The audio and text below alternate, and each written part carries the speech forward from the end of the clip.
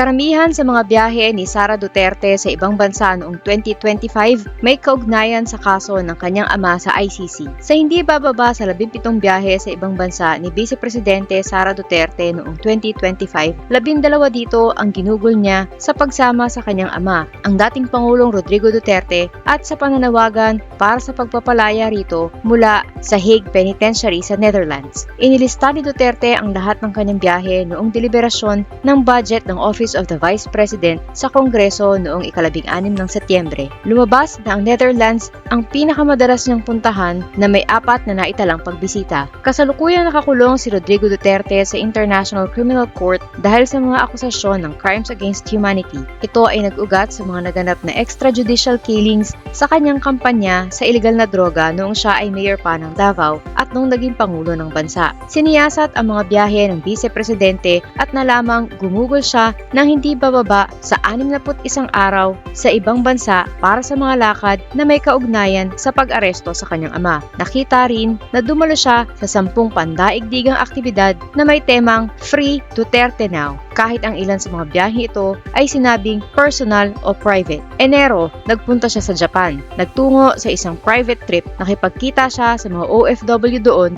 ngunit hindi nilinaw ang pakay. Pebrero, sa Japan ulit, nakitang namamasyal kasama ang kapatid na si Kitty Duterte ilang linggo matapos siyang i-impeach ng Kamara. Noong Marso, nagpunta siya sa Hong Kong kasama ang kanyang ama para sa kampanya ng PDP laban. Pagbalik sa Pilipinas, dito na inaresto ang dating Pangulo dahil sa warrant ng ICC. Marso hanggang Abril ay nagpunta siya sa Netherlands. Halos 1 buwang nanatili sa The Hague para tulungan ang kanyang ama sa kaso nito. Mayo hanggang Hunyo ay nasa Qatar at Netherlands siya. Nagpunta sa Qatar kasama si Senator Amy Marcos para sa isang pasasalamat sa mga OFW at nagbisa para sa kaligtasan ng kanyang ama. Pagkatapos ay bumalik sa Netherlands para sa kanyang kaarawan kung saan nagkaroon ng protesta na may panawagang pauwiin na si Duterte. Kasama niya rito sina Mayor Sebastian Duterte at mga senador na sina Amy Marcos, Robin Padilla at Rodante Marcoleta. Noong Hunyo, siya ay nasa Malaysia at Australia. Nagpunta sa Malaysia para sa Independence Day celebration. Pagkatapos ay tumuloy sa Australia para sa isang Free Duterte Now event kung saan sinabi niyang nakakaranas ng kawalan ng katarungan ang kanyang ama. Noong Hulyo, nasa Netherlands at South Korea naman siya.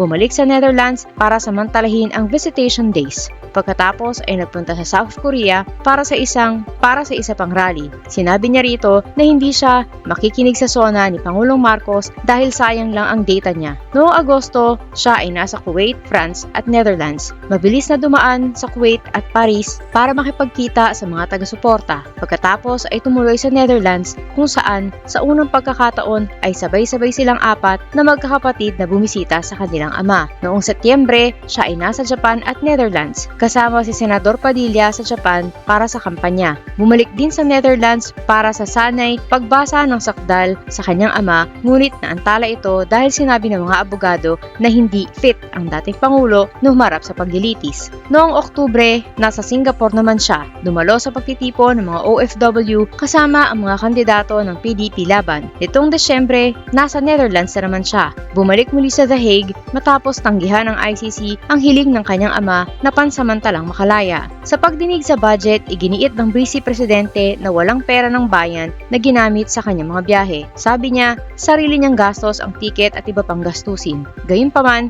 inamin ni Lemuel Ortionio, Assistant Chief of Staff ng OVP, na ang gastos para sa mga staff at security na kasama si Sara ay kinuha sa pondo ng OVP. Umabot sa 7.47 billion pesos ang nagastos para sa foreign travel ng mga tauhan ng OVP hanggang Hulyo 2025. Binatikos ng Malacanang ang madalas na pag-alis ng Vice Presidente. Sinabi ni Palace Press Officer Claire Castro na dapat isipin ni Sara na kailangan siya ng Pilipinas bilang Vice Presidente at hindi lang dapat siya nagtatrabaho para sa kanyang ama. Kinwestiyon din ng Malacanang ang paggamit ng official Facebook page ng OVP para i-livestream ang mga aktibidad ni Sara sa ibang bansa na sinasabi niyang personal na biyahe. Ayon sa palasyo, dapat maging tapat ang Vice Presidente kung ang biyahe ay para sa trabaho o para sa pamilya, lalo na kung ginagamit ang resources ng gobyerno. gobyerno. Sumagot naman si Sara na siya ay isang multitasker at hindi niya pinapabayaan ang kanyang trabaho kahit nasa ibang bansa siya. Iginiit din niya na hindi niya kailangan magpasa ng report tungkol sa kanyang mga personal na biyahe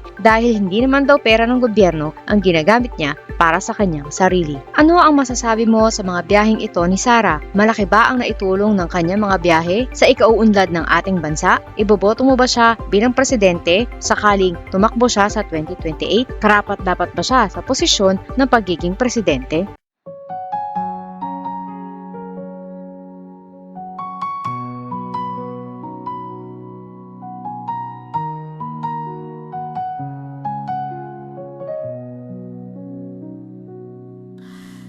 Ilan oras sa trabaho, kapiraso ang sweldo.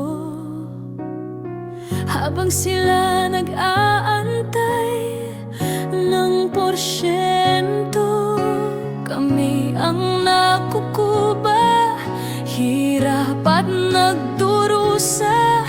Iluluhon nyo lang pala aming mga pera. Galit at puot, hindi ito matatapos. Hindi kami titigil, boses man ay maubos. Kinamkam nyo lahat ang aming pinaghirapan. Kayo ang salarin sa luha ng bayan. Galit at puot, hindi ito matatapos. Hindi kami titigil, boses man ay maubos. Kinamkam nyo lahat ang aming pinaghirapan. Kayo ang salarin sa luha ng bayan.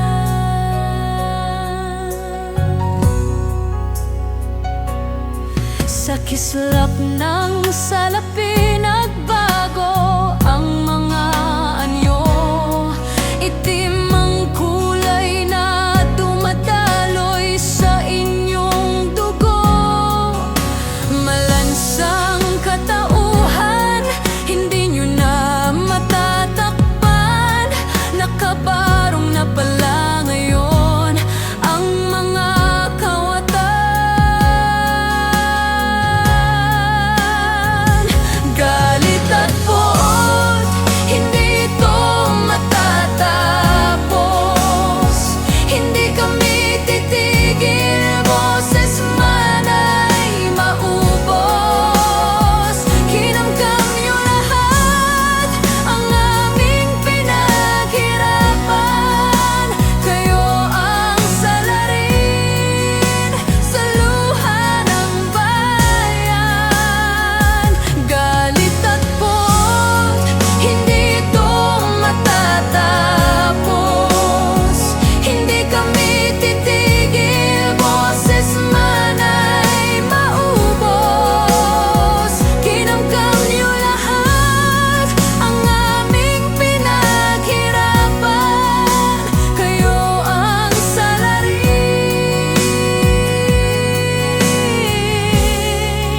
sa luha ng bayan.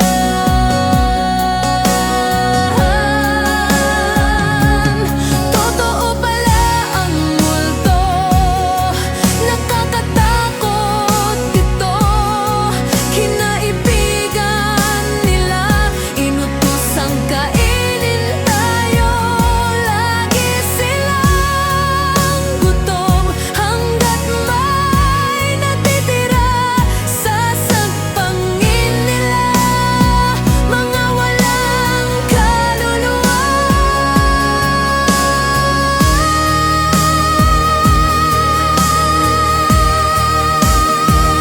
Galit at puot, hindi ito matatapos. Hindi kami titigil, boses man ay maubos. Kinamkam nyo lahat